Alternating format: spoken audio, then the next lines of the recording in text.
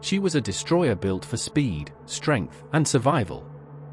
HMS Matchless, pennant G52, was one of the Royal Navy's proud M-class destroyers, sleek, fast, and bred for war in an age when the seas were the world's front lines. Laid down in September 1940 by Alexander Stephen and Sons at Lint House in Glasgow, she was launched a year later and commissioned in the spring of 1942. At a little over 2,000 tons, she was light for her power. She carried for 4.7-inch guns, a pair of quadruple torpedo tubes, depth charge throwers, and could touch nearly 37 knots when pushed to her limits.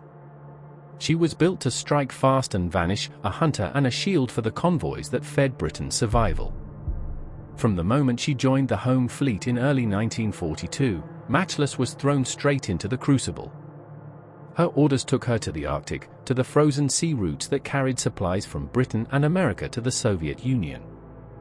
It was the harshest theater of the Second World War, endless darkness, freezing spray that turned decks to glass, and a sky that hid German aircraft waiting to strike from Norway's fjords. For the young men aboard, courage was measured in endurance. Hands froze to steel rails, snow piled high on gun mounts, and salt water froze solid over the bow. Engines screamed beneath decks as the ship fought through pack ice and storms that could tear a destroyer apart. The Arctic was merciless, and yet Matchless endured. In May 1942, she faced one of her most defining moments. Convoy PQ-13 had been mauled by the Luftwaffe, and the cruiser HMS Trinidad, already damaged by a misfired torpedo weeks earlier, was limping home. Then the bombers came again. German aircraft swarmed overhead, dropping high explosives that struck home. Trinidad's decks erupted in fire, ammunition cooked off in her magazines, and the ship was doomed. Amid the smoke and falling bombs, Matchless charged in. Her captain brought the destroyer alongside the burning cruiser, her own crew braving explosions and the risk of being dragged under. One by one, Trinidad survivors leapt across the gap, or were hauled aboard by lines. By the time the flames grew too fierce to stay, Matchless had rescued more than 200 men frozen, burned, or barely conscious from smoke. When the end became inevitable, the order was given. Matchless fired the torpedo that sent Trinidad to the bottom, a grim duty performed in silence, a final act of mercy for a dying comrade. That single rescue would forever mark Matchless as a ship of courage and compassion. Through the rest of 1942 she fought the storms as much as the enemy, escorting merchantmen to Murmansk and Archangel, dueling U-boats that stalked beneath the ice, and watching comrades vanish beneath the waves. But her war was far from over. By mid-year she was ordered south to the Mediterranean, a sea as hot and dangerous as the Arctic was cold.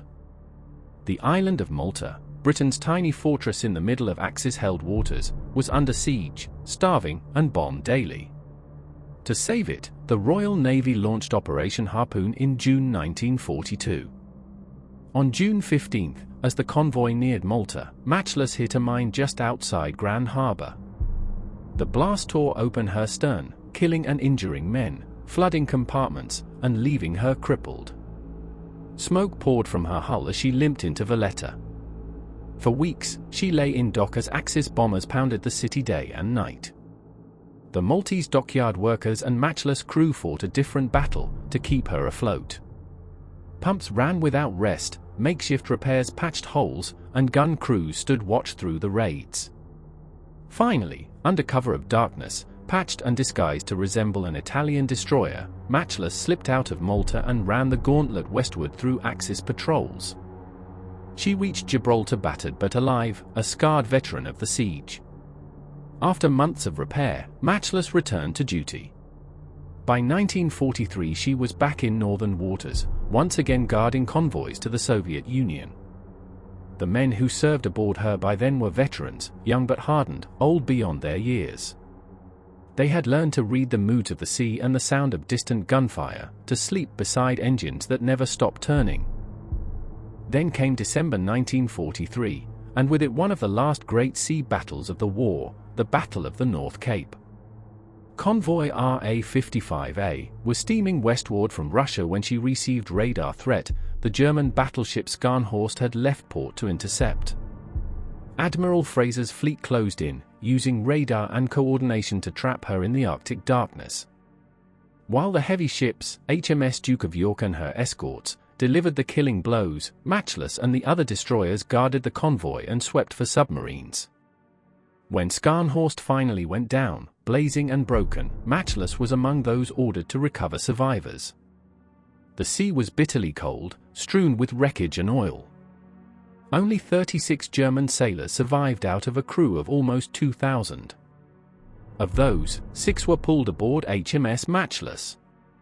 For the men who hauled them from the freezing water, enemy or not, they were simply sailors, human beings facing the same deadly sea. Through 1944, Matchless divided her time between the Arctic and the Mediterranean once more. She escorted troopships to Sicily, supported the landings at Salerno, and provided naval gunfire for advancing Allied troops.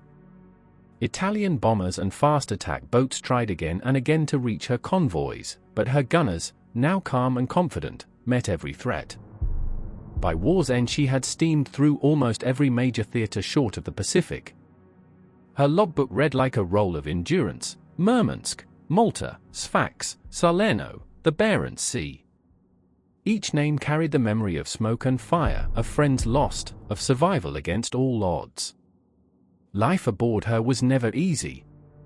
The decks were always wet, the food often cold, and the work relentless. Men slept in shifts, ate when they could, and learned to live with the constant vibration of her turbines. There were moments of laughter too, songs on the mess deck, shared jokes, mugs of tea passed hand to hand in the spray. Through it all, Matchless was more than steel. She was home.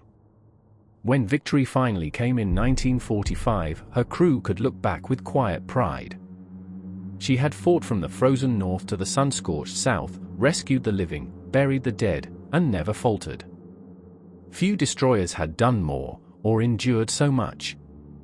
After the war, she was paid off into reserve. For a while, it seemed her days were done, another tired veteran awaiting the breaker's torch. But history had one last voyage in store. By the late 1950s, Britain was shrinking its wartime fleet, and Turkey was seeking to modernize its navy.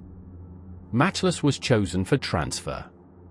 She underwent an extensive refit, new radar, sonar, and anti-submarine weapons, and in 1959 she was formally handed over to the Turkish Navy, renamed TCG Kilik Ali Pasha after a legendary Ottoman admiral. Under her new flag, the former Royal Navy destroyer found a second life. She trained new crews, patrolled the eastern Mediterranean, and took part in NATO exercises during the Cold War. Her engine still sang the same tune, her deck still echoed with the rhythm of watch changes and the chatter of sailors. Though her language had changed, her spirit had not. By 1971, age finally caught up with her. After nearly 3 decades of continuous service, in 2 navies, across 2 oceans, through peace and war, she was decommissioned and broken up. Yet her story did not fade. HMS Matchless had never been a famous ship in the headlines, but she embodied the quiet heart of the Royal Navy: endurance, discipline, and courage. Destroyers like her were not built for glory. They were built to be there, to guard, to rescue, to strike when needed, and to bring others home. For the men who served aboard, she was not just a hull number. She was a living thing, a home afloat where youth and experience mixed, where friendship was forged in danger, and where every man's effort mattered. They remembered the roar of her guns, the slap of icy spray, the distant glow of battle on the horizon, and the relief of seeing her wake still cutting the water when dawn came. When she steamed her last miles under the Turkish flag, the veterans who had once called her theirs knew that a part of their own lives was passing with her. But in their memories, she would always remain what her name had promised from the start: truly matchless. From the gun decks to the bridge, every story we tell honors those who served. If this tale made you feel the salt and steel of history, give it a like, and if you're not yet part of our channel's Convoy, subscribe and join the ranks. More powerful stories await.